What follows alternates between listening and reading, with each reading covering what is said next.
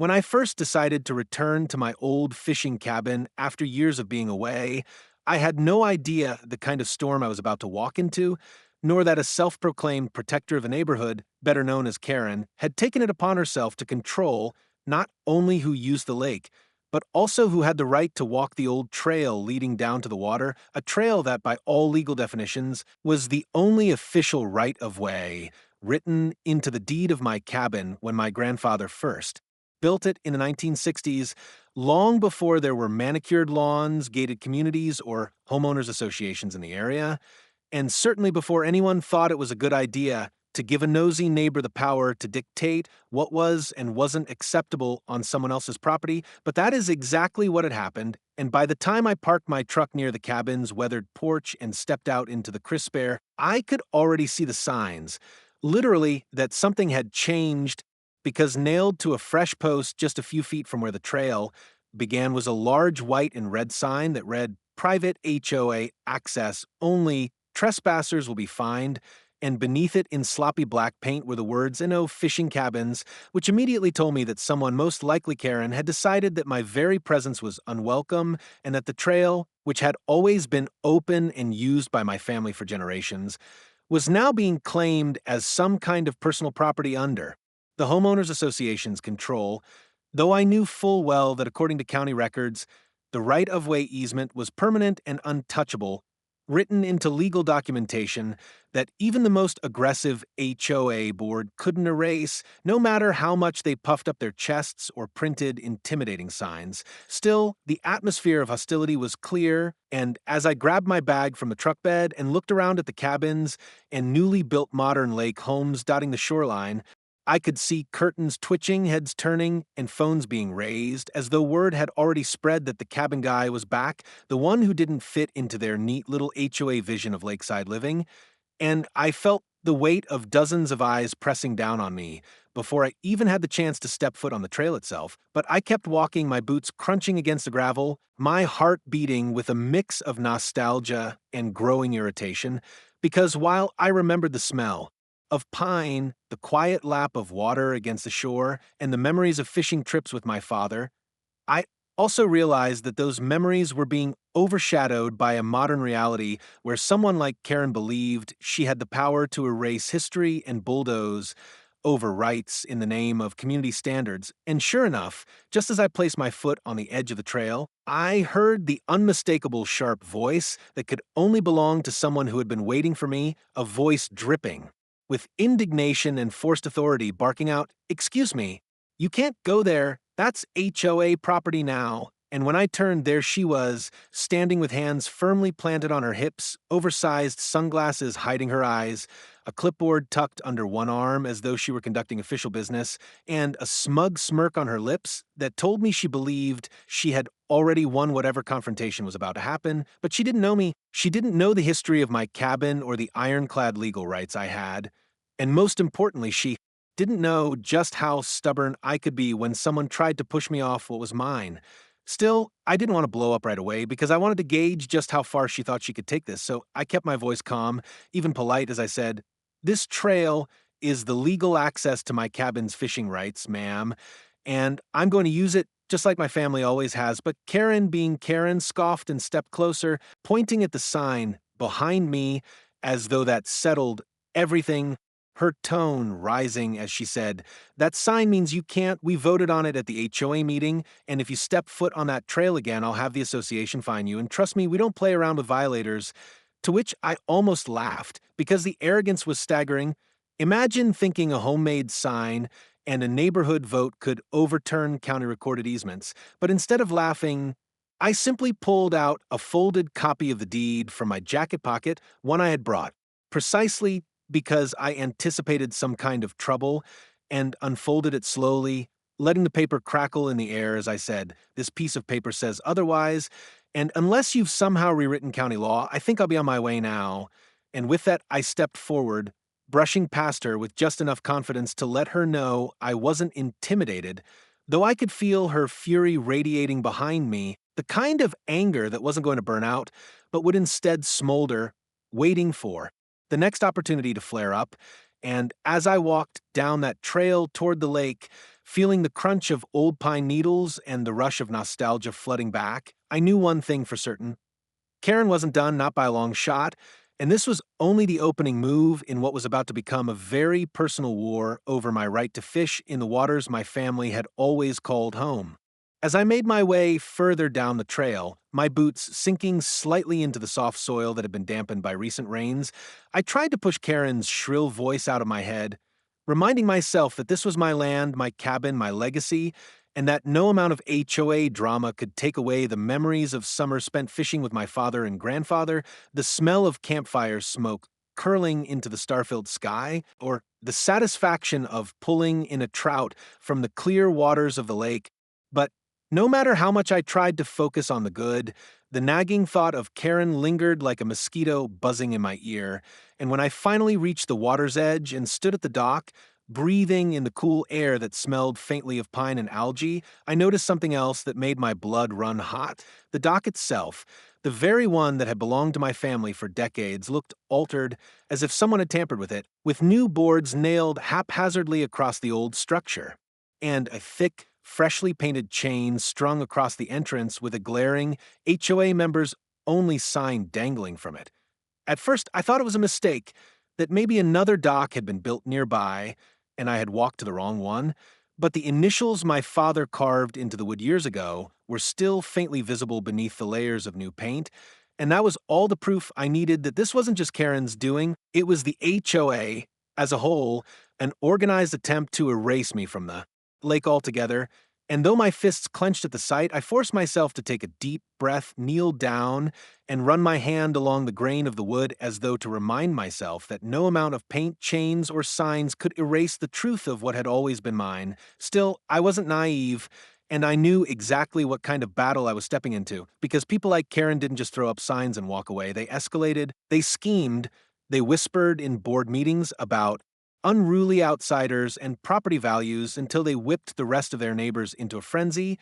and before long, an entire group would be standing behind her, convinced that they were protecting their little slice of paradise from some invader, when in reality, I was the one with the stronger claim, the one who had been here first, the one whose family built their memories long before Karen had ever thought about moving into a lakeside home with a manicured lawn and a sense of superiority. So I stood, brushing the dirt from my hands, and stared out across the water, watching the sun shimmer on the rippling surface, and I promised myself that I would not be bullied, I would not be pushed off this land, and I would not let Karen's power trip dictate the course of my return, because the lake was in my blood, and if the HOA thought they could intimidate me with their fake rules and their smug leader, they were about to learn just how wrong they were. Though even as I made that vow, internally, I heard footsteps crunching behind me and turned to see not Karen this time, but two men dressed in matching polo shirts with HOA security embroidered on the chest, each carrying walkie-talkies clipped to their belts and expressions that were more confused than intimidating, as if they hadn't expected to actually find someone here. One of them cleared his throat and said, "Sir, this dock is off limits to non-members. We're going to have to ask you to leave." And the way he said it, so official, so rehearsed, made me almost laugh again, because the absurdity of two self-appointed guards trying to enforce rules that had no legal standing was almost cartoonish, but I kept my composure, pulled the deed from my pocket again, and held it out to them, saying, "I think you're mistaken. This is my family's right-of-way and my dock, and you can take this back to your board if you need proof." And as they looked at the paper, their brows furrowed, clearly unsure of what to make of. I could tell they weren't used to being challenged, that they were more accustomed to residents nodding and complying, not someone standing firm with actual legal backing. And after an awkward silence, the taller one handed it back and muttered, "Well, I'll report this," before the two of them shuffled off, their stiff demeanor cracking as they whispered to each other while walking back up the trail. No doubt heading straight to Karen to tell her about the confrontation. I shook my head and chuckled softly, not out of joy, but out of disbelief at the theater of it all, because here I was standing on my own dock being treated like a trespasser, and while part of me wanted to cut the chain off right then and there, I knew patience would serve me better, that it was smarter to let Karen and her crew make the first legal misstep so I could come down hard with proof and authority, because if there was one thing I understood, it was that HOA bullies counted on fear and ignorance too. control people, and I had neither. Still, as the sun dipped lower on the horizon and I cast my first line into the shimmering water, listening to the soft plop as it broke the surface, I knew the peace wouldn't last long, and sure enough, before the fish even had a chance to bite, the shrill voice of Karen echoed across the trail once more, this time angrier, sharper, as she shouted, "You're going to regret this. The board will have you removed by force, if we have to." And though the words were meant to intimidate, all they did was harden my resolve, because in that moment, I realized that this wasn't just about fishing anymore. It was about standing my ground, defending my family's history, and showing Karen and her army of clipboard warriors that some battles weren't won with fake signs or HOA votes. They were won by the stubborn refusal to be erased. The next morning, I woke to the familiar creaks of the cabin as the morning breeze pushed through the slightly warped wooden walls, and for a moment, I felt like I had stepped back into my childhood. When mornings were filled with the smell of bacon sizzling on the cast iron pan and the sound of my grandfather humming as he polished his fishing reels, but that moment of peace was quickly broken when I noticed movement outside the cabin window, shadows shifting across the porch that didn't belong there, and when I stepped outside, coffee mug in hand, I was greeted by the sight of 3 HOA members standing awkwardly at the edge of my steps, clipboards in hand, as though they were some kind of bureaucratic strike team sent to intimidate me into surrendering, with Karen standing just behind them, arms crossed, lips pursed, her oversized sunglasses hiding her eyes, but not the smug expression etched across her face. One of the men, short and balding, cleared his throat and read from his clipboard as though reciting an official proclamation, saying, "Sir, the board has determined that your use of the trail and dock is in violation of community standards, and we're issuing you a formal notice to cease and desist immediately." And then he tried to hand me a paper covered in dense text and HOA letterhead, as if that piece of paper held more authority than the deed in my desk drawer. But I didn't even take it. I just sipped my coffee and said flatly, "That's not worth the paper. It's printed on, your board has no jurisdiction over me or this cabin, and you all know it," which made Karen step forward, her voice dripping with contempt as she snapped, "Oh, don't act like you're special. You're just another squatter trying to freeload off our lake, and the board will not tolerate it. We will escalate if necessary." And hearing her call me a squatter, standing on the porch my grandfather built with his own 2 hands, was enough to make my blood boil. But I kept my tone, steady, knowing that showing anger was exactly what she wanted, and instead I said, "You can escalate all you want, but I've got something you don't, legal rights backed by county records, and if you keep harassing me, you'll be the one facing legal consequences," which caused the 3 clipboard carriers to shift uneasily, clearly realizing they were in over their heads. But Karen wasn't one to back down, not when she had an audience, and she jabbed a manicured finger at me, snarling, "We'll see about that, because once we tow your truck, cut off your access, and slap you with fines, you'll be begging to leave." And with that, she spun on her heel and stormed off, her little entourage trailing behind her like ducklings, though their nervous glances back at me suggested they weren't nearly as convinced of her power as she was. I stood there a moment, sipping my coffee, letting the morning sun wash over me, and I realized that Karen's strategy wasn't about law, it was about intimidation, about wearing me down until I either gave up or made a mistake she could pounce on. But she didn't understand that this cabin wasn't just a piece of property to me, it was my heritage, and I wasn't about to let some self-appointed neighborhood dictator erase it. So, after breakfast, I drove into town, stopping by the county clerk's office, where I requested fresh certified copies of the deed and easement documents, and the clerk, a friendly woman who had been working there for decades, chuckled when I explained the situation, shaking her head as she said, "That HOA has been trying to overstep for years. You're not the first, but you're the only one with a rock-solid easement, so don't let them push you around," which reassured me even more. I also swung by the sheriff's office, not to file a complaint yet, but to make them aware of the harassment, and the deputy I spoke with confirmed that the HOA had no authority to block a legal easement, promising to send someone out if things got out of hand, which gave me the peace of mind that when Karen inevitably escalated again, I wouldn't be standing alone. With the paperwork in hand and the law on my side, I returned to the cabin feeling more confident, and I decided to make my presence impossible to ignore, unpacking my fishing gear, setting up chairs on the porch, and even stringing up the old wind chimes my grandmother used to love, because if Karen thought she could erase me quietly, she was about to learn that I was here to stay loud and clear.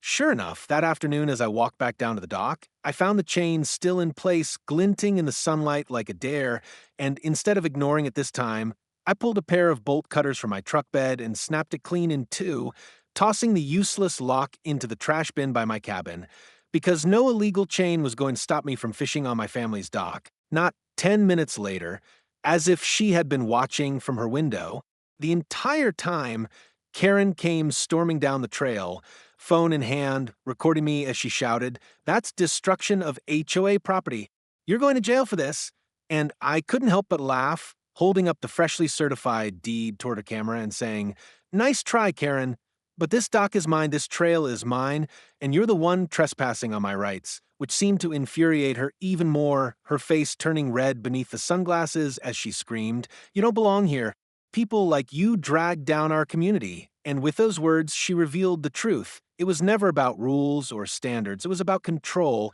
about excluding anyone who didn't fit her picture of perfection. And as she continued shouting, neighbors began to gather at a distance, some clearly uncomfortable, others clearly enjoying the drama. And I realized that Karen thrived on spectacle, that she wanted me to blow up in front of an audience so she could play the victim, but I wasn't about to give her that satisfaction.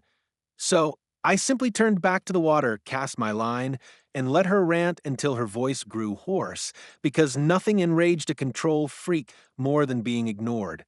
Eventually, she stormed off, muttering threats under her breath, and I knew she'd be back with reinforcements. But as I felt the gentle tug on my fishing line and reeled in the first catch of the season, I also knew that no matter what tricks she pulled, I wasn't going anywhere. By the time the weekend rolled around, I knew Karen was plotting something bigger than just shouting at me on the trail or waving HOA notices in my face, because the air around the neighborhood felt charged, like a storm brewing just over the horizon. And sure enough, on Saturday morning, I woke to the sound of engines rumbling and voices outside, and when I stepped onto my porch, coffee mug in hand, I saw a full-blown spectacle unfolding at the trailhead. Karen had assembled what looked like the entire HOA board, complete with folding tables, stacks of papers, and even a banner that read Community Safety Initiative, as if rebranding her vendetta against me into some noble cause, and there front and center was a bright orange construction barrier stretched across the trail with fresh signs reading, "NO access. Violators will be prosecuted." And standing beside it were the two so-called HOA security men from earlier, now puffing out their chests and wearing reflective vests like they were guarding a military base. I almost laughed at the absurdity of it, but my amusement was quickly replaced with anger when I saw that they had parked a tow truck dangerously close to my truck, no doubt planning to remove it as part of their intimidation campaign, and Karen, spotting me from across the clearing, wasted no time in striding forward, her sunglasses gleaming, her voice shrill and triumphant as she shouted loud enough for everyone to hear, "This is the final warning. You have no right to be here, and if you don't vacate the premises immediately, the HOA will confiscate your access and tow your vehicle," which drew a round of approving murmurs from some of the board members, though others shifted uncomfortably, clearly uneasy about how far she was taking things. I took a long sip of my coffee, walked calmly down the steps, and pulled from my jacket pocket not just the deed, but the fresh certified copies I had obtained from the county clerk, holding them high so everyone could see, and in a clear voice I said, "Every single person here needs to understand something.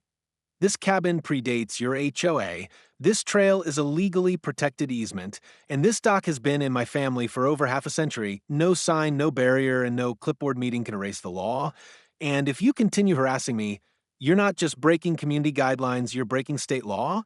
which silenced a few of them. But of course not Karen, because Karen never thrived in silence, she thrived in chaos, and she quickly spun to her audience, declaring, "He's lying. That paper is worthless. He's just trying to bully us with fake documents." And I could see in her face that she wasn't just angry anymore, she was desperate, because the cracks were showing.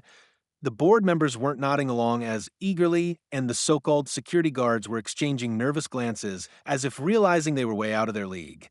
So I decided to push things further, pulling out my phone and dialing the sheriff's office right then and there, putting the call on speaker for all to hear, and When the deputy I had spoken to earlier answered, I explained the situation, giving my name, the address, and the fact that the HOA was blocking my legal easement with barriers and threatening to tow my vehicle.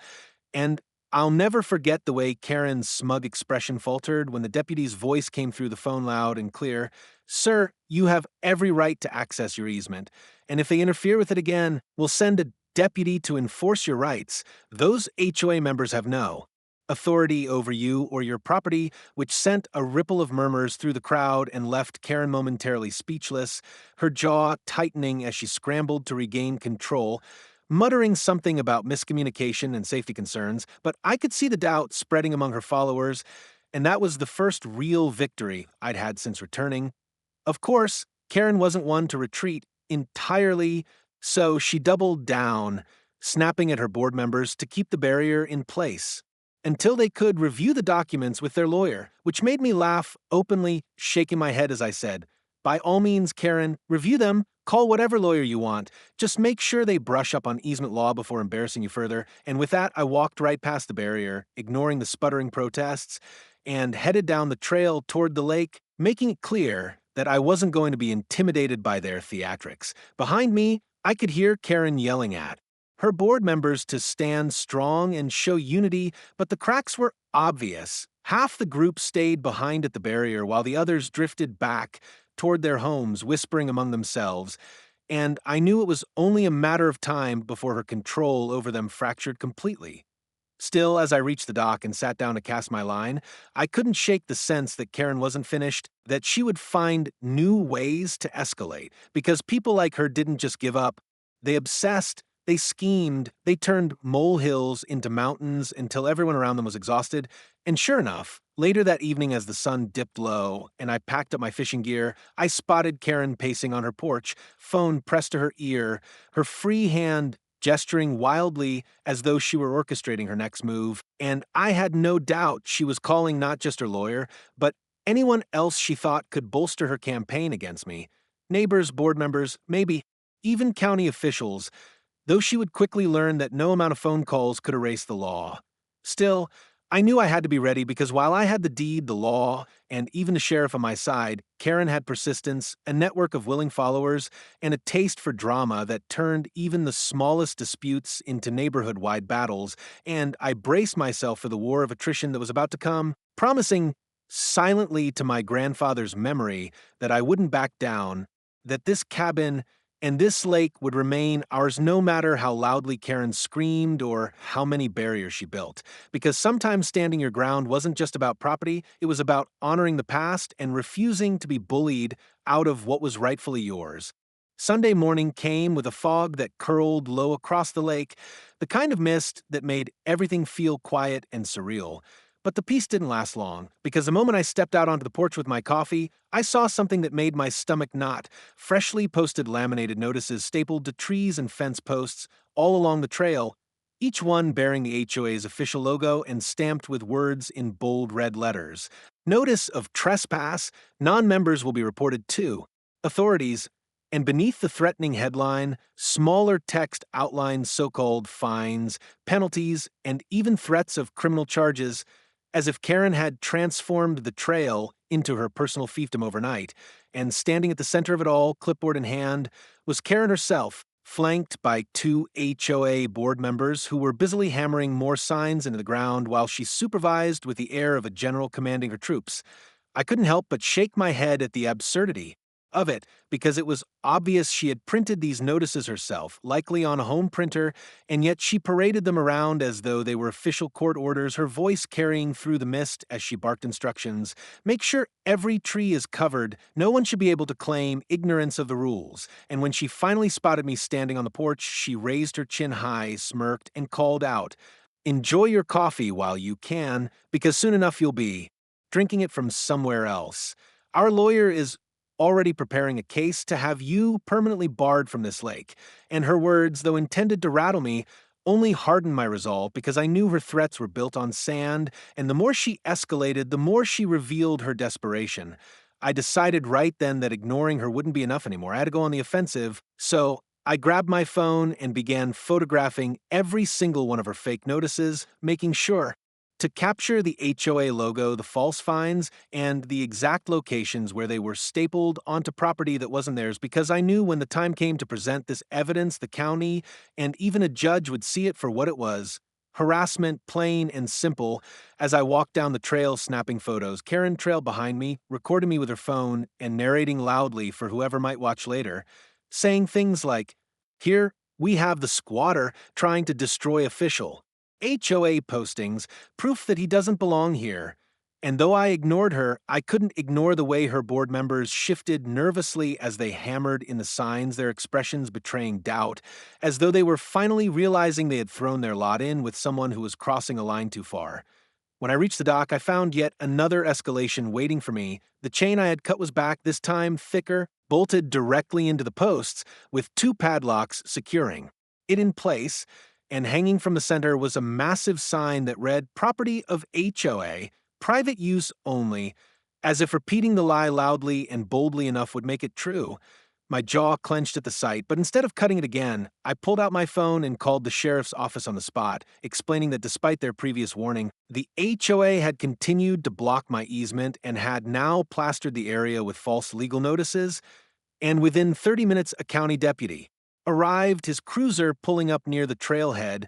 which immediately sent Karen into a flurry of activity, waving her arms and rushing to meet him as though she had summoned him herself, shouting,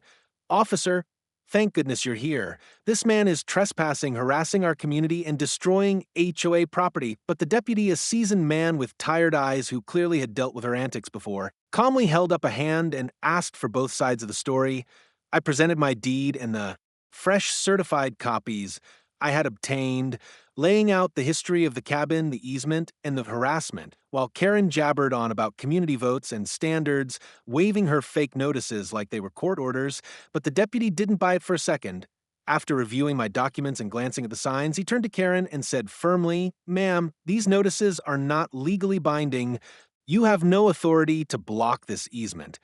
And if you continue stapling signs on property that doesn't belong to the HOA, you could be facing fines yourself," which made her face blanch beneath her oversized sunglasses, though she quickly tried to recover, sputtering, "You don't understand, officer, he's ruining our neighborhood. He doesn't fit here, he's—" But the deputy cut her off, his tone sharper this time, as he added, "What I understand is that you and your board are harassing a property owner who has every legal right to be here, and if this continues, the county will intervene on his behalf, not yours." And with that, he ordered the so-called HOA security to remove the chain immediately, standing by as they reluctantly unbolted it while Karen seethed, her arms crossed so tightly it looked like she might snap.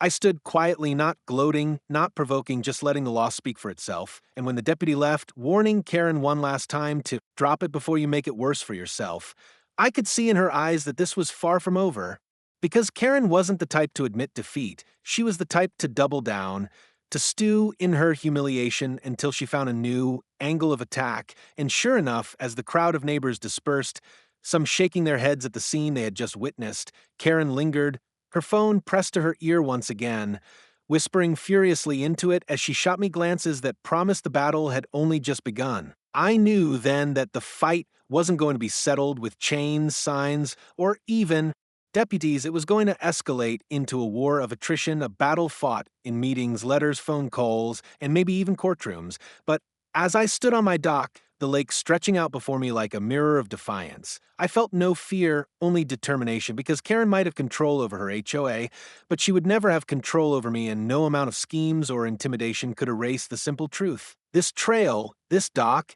and this cabin were mine, and I wasn't going anywhere. The following week unfolded like a chess match, with every move I made on my property countered by some new ploy from Karen, and every counter I gave pushing her closer to the edge of desperation. But Monday morning brought the most audacious stunt yet when I returned from a supply run in town to find a freshly erected HOA fence blocking not only the trailhead but also cutting across the entrance of my driveway, a slapdash construction of wooden posts and chicken wire that looked more like a farm pen than a legitimate barrier, with yet another bold red sign reading, and oh, entry without HOA approval, and standing proudly in front of it was Karen, hands on hips, phone raised to record my reaction, her smirk wide enough to suggest she thought she had finally beaten me. I parked my truck, stepped out calmly, and stared at the ridiculous barrier for a long moment before saying evenly, "You do realize you've just committed a crime by blocking access to my property, right?" Which only made her laugh, tossing her hair back as she replied, "Oh, please, no one's going to take your side forever. Sooner or later, the sheriff will get tired of your whining, and the HOA will win because we're the majority here." And her words revealed everything about her mindset. She believed sheer numbers and intimidation could override the law, that if she shouted loud enough and gathered enough followers, she could bend reality to her will. But I wasn't about to let that fantasy stand, so I pulled out my phone, documented the fence from every angle, and then calmly cut the chicken wire with my pocket knife, rolling it aside to clear the driveway, all while Karen screeched in outrage, screaming, "That's destruction of HOA property. You'll pay for that." Like a broken record, but instead of responding, I simply loaded my supplies into the cabin and went about my business, letting her stew in her frustration. Later that evening, as I sat on the porch grilling a couple of fish I had caught, the smell of smoke and sizzling butter drifting into the cool air, a few neighbors wandered by, some pausing to chat casually, asking about the cabin, the fishing, even the old history of the place, and it became clear to me that not everyone in the HOA shared Karen's zealotry. In fact, many of them seemed embarrassed by her antics, muttering about how she took things too far and how this wasn't what we signed up for when they joined the HOA. And the more they talked, the more I realized that Karen's power wasn't as solid as she pretended. It was built on intimidation and the illusion of authority, and cracks were forming as people saw her behavior for what it truly was.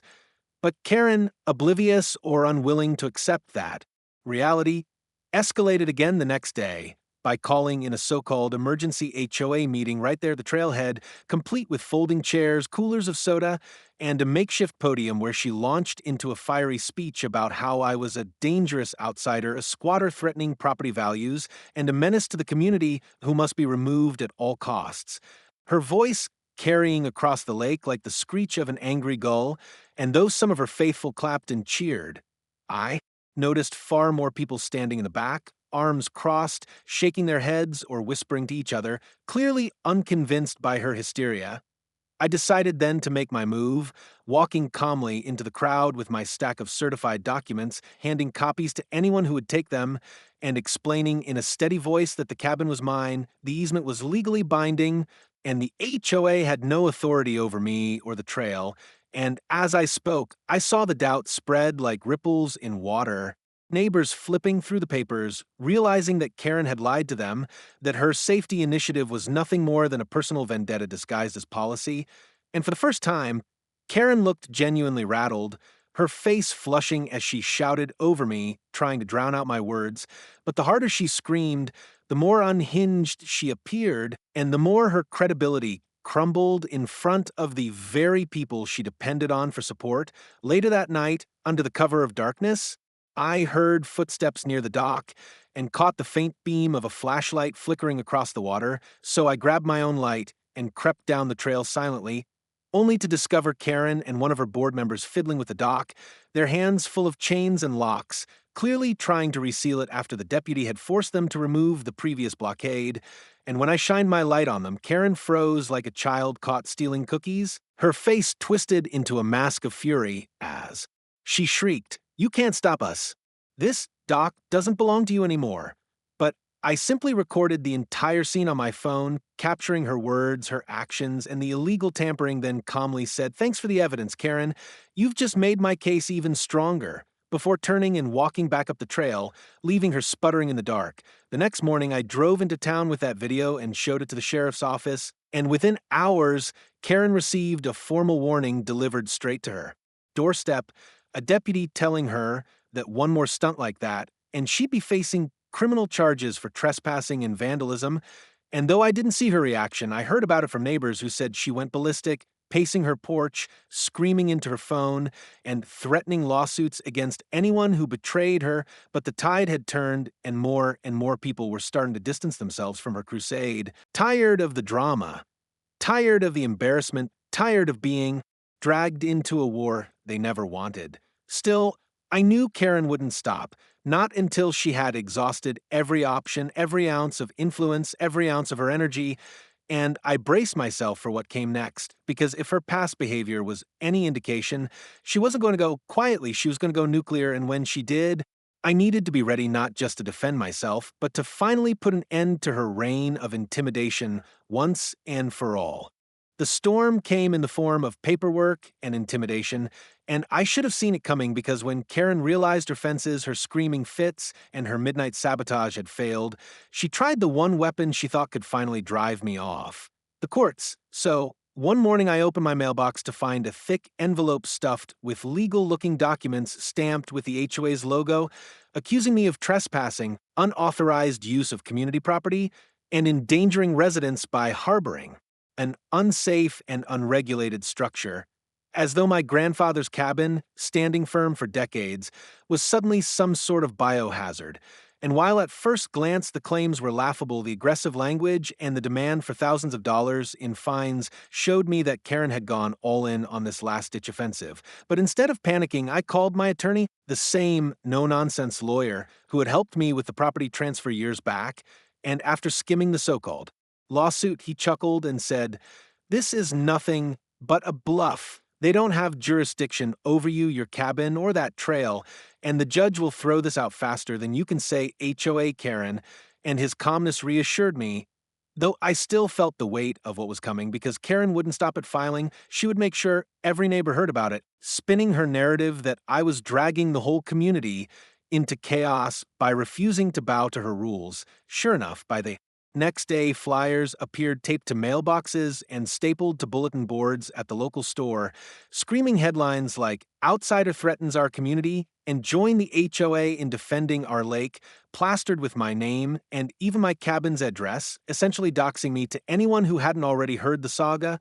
And though many people tore the flyers down in disgust, others whispered behind my back when I walked through town, their eyes filled with either sympathy or suspicion, proof that Karen's smear campaign was working on at least a few. I decided to strike back not with anger but with transparency, so I organized an open barbecue at the cabin on Saturday, inviting every resident, HOA member or not, to come and see the place for themselves. No speeches, no politics, just grilled fish, hot dogs, laughter, and an open door to show that I wasn't the monster Karen painted me as. And that day turned out to be a turning point because more than 50 people showed up, families, with kids who played along the shoreline, retirees swapping fishing stories with me, even a few younger couples curious about the history of the cabin. And as they wandered inside and saw the photos of my grandfather building the place, the fishing rods passed down through generations, and the framed documents showing the trail's easement, the truth became undeniable.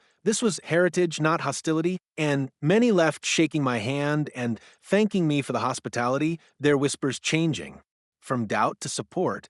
Karen, of course, tried to crash the gathering, storming up the trail mid-afternoon with her phone out, barking at her followers to leave immediately because they were participating in a legal trespass, but the crowd wasn't having it. One man told her flat out, "Karen, you've lost it," while another mother shielded her kids and said, "You're the only danger here." And when Karen realized no one was backing her, she screamed threats about calling the sheriff, only for several guests to laugh and remind her that the sheriff was already sick of her calls. So she stormed off in humiliation, but not before vowing that the law would be on her side soon enough. The following week was the court hearing, and though Karen strutted into the county courthouse in a blazer with an entourage of HOA board members behind her, carrying binders of supposed evidence, her confidence cracked the moment the judge asked the simplest question: does the HOA own the land in question? And when my attorney presented the deed, the easement documents, and even the sheriff's written statement about her repeated harassment, the judge's face hardened, and within minutes the entire case was dismissed with prejudice, meaning Karen couldn't file the same nonsense again, and instead of victory, she walked out of the courtroom red-faced, muttering curses while her followers drifted away one by one, clearly tired of being dragged into her personal vendetta. I thought maybe, just maybe, that would be the end of it. But I underestimated Karen's stubbornness because that night I caught the glow of firelight down by the lake and rushed to find her again at the dock, this time with a gas can in her hands, muttering incoherently about how, if I can't control it, no one will, her face twisted with a mix of rage and despair. And my stomach dropped as I realized she was about to burn the dock and possibly the entire lakeshore. So I shouted at her to stop, grabbing my phone to call the sheriff, but the commotion alerted a few neighbors camping nearby who came running with buckets of water and flashlights. Surrounding Karen before she could strike a match, the deputies arrived minutes later, handcuffed her. And this time, they didn't just give her a warning. They hauled her off for attempted arson and reckless endangerment, charges far heavier than any petty HOA complaint. And as the patrol car carried her away, her screams echoed through the night, a mix of denial and fury, as though she couldn't comprehend that her reign of intimidation had finally collapsed. The neighbors who helped me put out the smoldering embers shook their heads in disbelief, muttering that they had ignored her antics for too long, that she had finally crossed the line into true danger. And as I stood there on the dark lakeshore watching the flames die out, I felt a strange mix of relief and sadness, because though I had won, though the cabin and the trail and my right to fish were finally secure, it was sobering to see just how far one person's obsession with control could go. And I knew the story wasn't quite over yet, because there was still the aftermath, the broken trust, the damaged community, and the question of what would happen to the lake and its people now that their self-appointed tyrant had been unmasked and taken away in chains. The weeks after Karen's arrest felt like a strange calm settling over the community, like the lake itself had taken a deep breath after years of being suffocated under her endless rules and manufactured drama. And for the first time since I had returned to the cabin, I could walk the trail without seeing warning signs or fences. I could cast a line into the water without hearing her shrill voice behind me. And I could sit on the porch at dusk and listen to the crickets with only the natural silence of the forest instead of the sound of her screeching threats echoing across the shoreline. But that calm was mixed with the reality of cleanup, legal, emotional, and social. Because even though Karen was gone for the moment, facing charges that might keep her occupied for years, the damage she left behind lingered like a scar across the neighborhood, and I found myself approached again and again by neighbors who apologized for not speaking up sooner, for letting her bully them into silence, for letting her act as though she were the voice of the entire HOA, when in truth, she was just the loudest one. And while part of me wanted to hold on to the bitterness of what she put me through,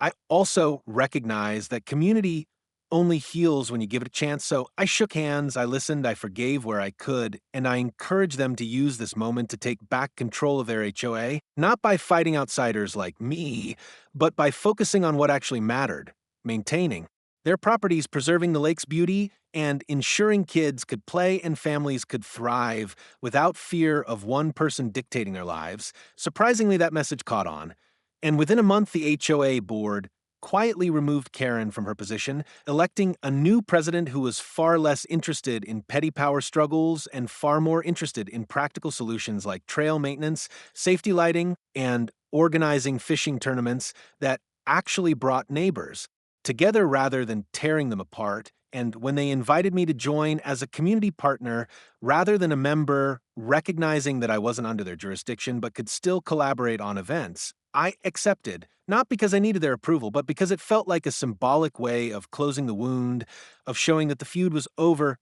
One of the first joint events we organized was a Lake Heritage Day, where I shared stories of my grandfather building the cabin, showed kids how to cast fishing lines, and even grilled some of the bass I caught that morning while neighbors swapped recipes and swapped memories, and it felt almost surreal to stand there among the very people Karen had tried to turn against me, now laughing, eating, and treating me not as an invader, but as someone who belonged. And in that moment, I realized the lake was more than just water and trees and fish. It was a mirror of the people around it, calm when treated with respect, stormy when poisoned by selfishness, and now, at last, clear and welcoming again. As for Karen, word trickled back that she had tried to mount her own defense in court, claiming she was the victim of harassment, that I and the sheriff and even her own neighbors had conspired against her, but the evidence was too overwhelming.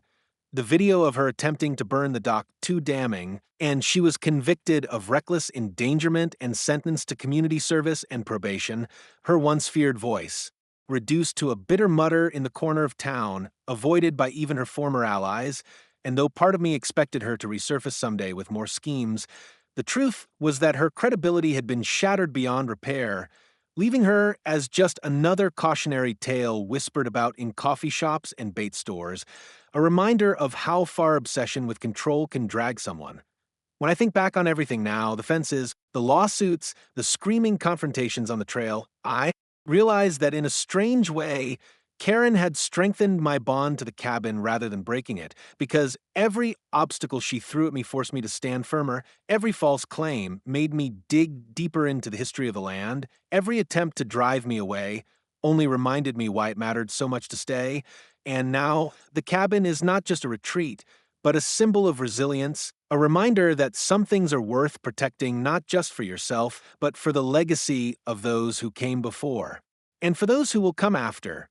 Sometimes when I sit on the dock at sunset, the lake glassy and golden under the fading light, I hear echoes of my grandfather's voice in the wind, as if he's proud that I fought for the place he built with his hands, that I stood up against the kind of arrogance that believes rules and power matter more than history and truth, and in those moments, I know that the fight was worth every sleepless night, every confrontation, every ounce of stress, because peace earned is far sweeter than peace handed to you.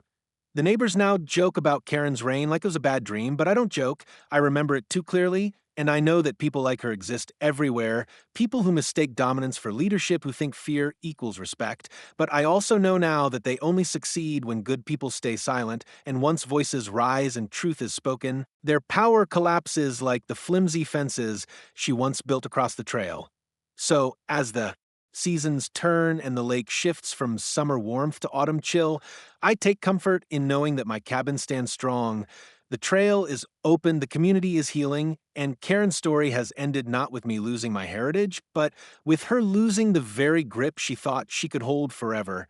And maybe that's the ultimate justice, that in trying to erase my place here, she only erased herself, leaving me, the cabin, and the lake stronger than ever before.